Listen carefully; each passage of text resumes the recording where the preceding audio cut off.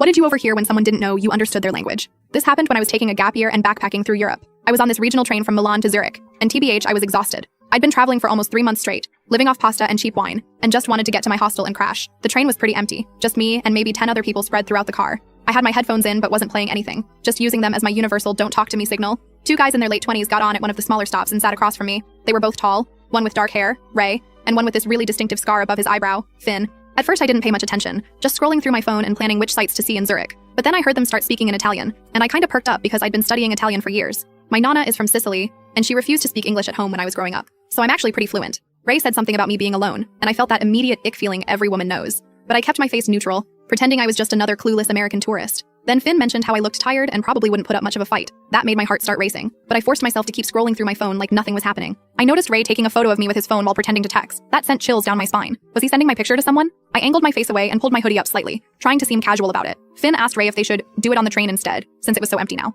Ray shook his head and said the station was safer because they could disappear instantly in different directions. They had a whole system worked out. Apparently Ray would create a distraction while Finn grabbed my stuff. Ray mentioned someone who would be waiting in a car near the east exit. The conversation got worse. Ray started describing how they should follow me when I got off the train. Finn was like, "What if she screams?" And Ray said something about how no one would understand her anyway since they'd be taking her stuff. In a less crowded part of the station, I realized they were planning to rob me when I got off the train. I was literally shaking but trying not to show it. My stop was coming up in like 20 minutes, and I had no idea what to do. There weren't any other passengers in our car anymore. The ticket checker had already come through. My phone had like 7% battery left, but I started recording their conversation, and I was carrying almost all my cash and my passport in my backpack because the hostel websites warned about locker thefts. I decided to pretend to fall asleep. I leaned against the window and closed my eyes, but kept listening hard to every word they were saying. Ray started going through exactly how they would do it. Follow me through the station to a specific exit he knew was less monitored. Then Finn would grab my backpack while Ray blocked me from running after him. They were so casual about it, like they'd done this before. Ray even laughed about some German girl they'd robbed last week who cried like a baby when they took her camera. I felt sick to my stomach but kept my breathing steady like I was sleeping. Then the train announcement came on saying we were 10 minutes from Zurich HB, the main station. I knew I had to do something. I couldn't just walk off the train and let them follow me. I thought about trying to find the conductor, but what if they followed me? What if they just denied everything?